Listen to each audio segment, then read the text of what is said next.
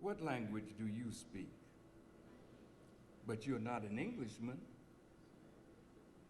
Where's your language? You don't know even what your language was. So the enemy took away name, language, culture, country, God, religion, then told you who you were. And what did he tell us that we were? We were less than human, less than the other members of the human family. And what did Jesus say? As a man thinketh in his heart, so is he. So if I can get you to think that you're nothing, what will you produce? Nothing.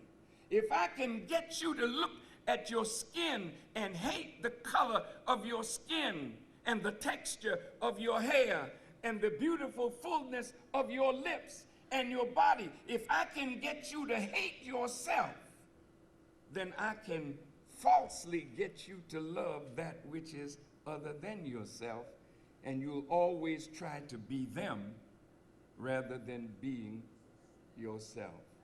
So bleaching creams are hot today because we're ashamed of this. This is your badge of antiquity. You are the Ancient of Days, and now you're coming back to what God intends for you to be. For as it was in the beginning, so shall it be in the ending. And you have a great role to play in that new beginning.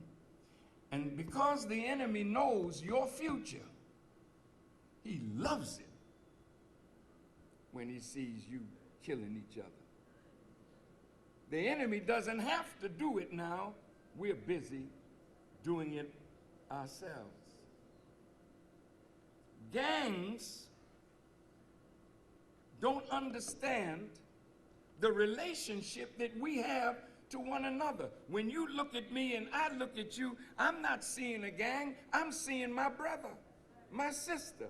I'm seeing a fellow sufferer with me. I'm seeing one of those that came across the Atlantic while many died in the Atlantic. We made it.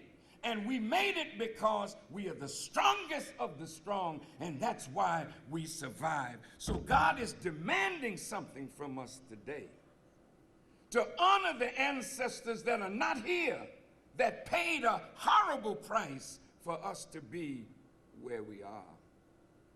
Don't dishonor them by killing this flesh, shedding this blood, destroying this bone. For we are flesh of each other's flesh, blood of each other's blood, bone of each other's bone. And God is creating conditions to force unity. You don't have the spirit right now to unite on your own, even though you may want it. So God is creating conditions to force unity. How many of you read in the Bible the story of the dry bones in the valley? Have you ever heard it before? I'm sorry. You heard it? Well, let me just say it. There were some dry bones in a valley. The bones were broken, spread apart.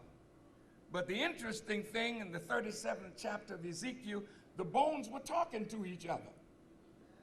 And you know bones don't talk. But these bones were saying, our hope is lost. Our bones are dry. We are cut off from our pot.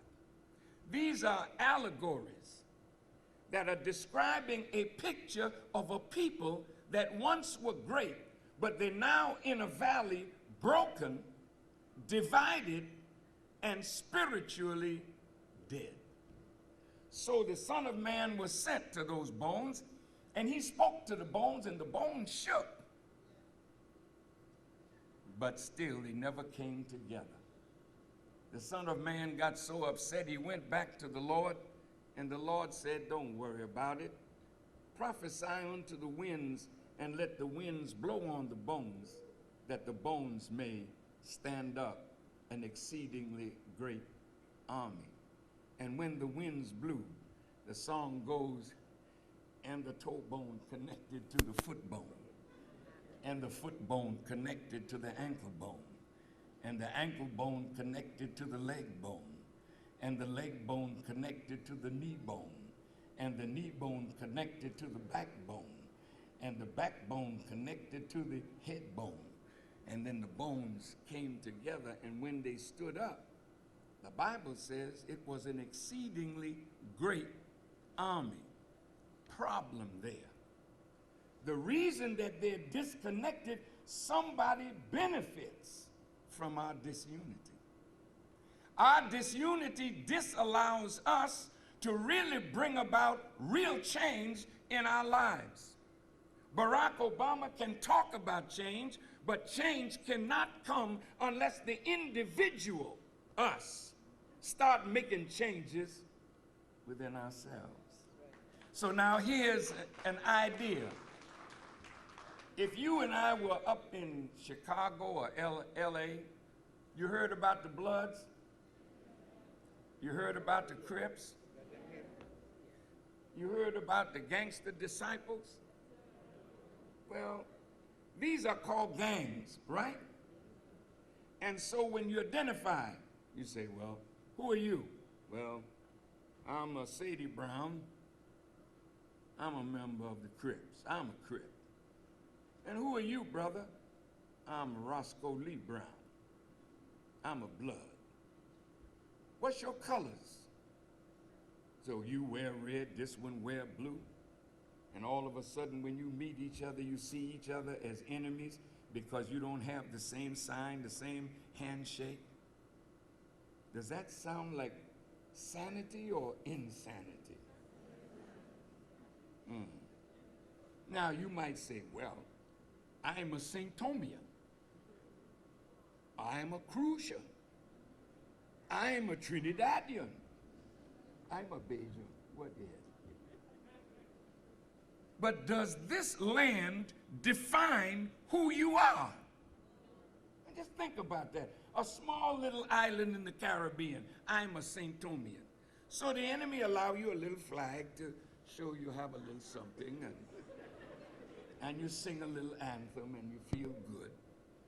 And you compete with others. Here's brother from Jamaica, another one from St. Vincent, another one from Barbados, another one from Tobago.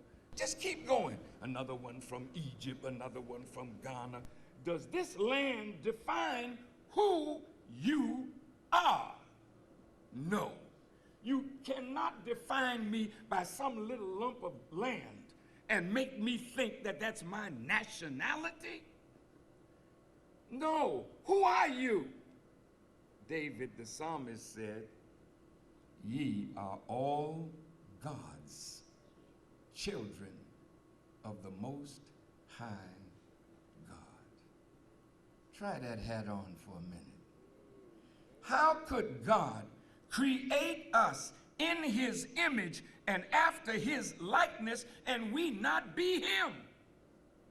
Like him. See, when you start saying, yo, dog, what's up, dog? Ain't nothing to it, dog. Well, dog is a God spelled, what is it? Spelled backwards. And we are a people turned backward because we've been stripped of that kind of knowledge that will make you see the beauty of who you are. So I'd like to start with God. Each of you are gods. The feminine side of God, the masculine side of God. And when these two respect each other, honor each other, love each other, the creative mind goes to work, and you can say like God, be, and it is. Whatever you envision, you can bring it into existence. You have that power. But as long as you think less than you should, you'll always do less than you could. Now I'll close with this. You know, when God met Moses, and Moses met God in the burning bush, Moses said, hey, who is it that I should tell Pharaoh is talking to me? He said, tell him I am that I am. I exist, and all things that exist by my permission. I am. Now I want you to say this. I am mathematics. Wait a minute. Now that's one of our hard subjects. We like to duck it. But go to the doctor or the nurse, they feel that pulse. It's a rhythm going, isn't it? And that rhythm says you're either well or not so well. They put a stethoscope to your heart and they hear the beat.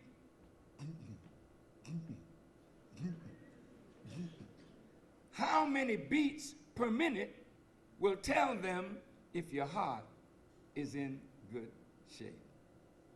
Are you mathematics? Yes, you are. Watch Kobe Bryant. Now look, here's a man dribbling. All of this is mathematics. He's measuring where his man is to the flank. He fakes here, throws the ball there, his man catches it, goes to the basket, 2. Mathematics. When a man can, when a man can stand behind the 3-point line and measure,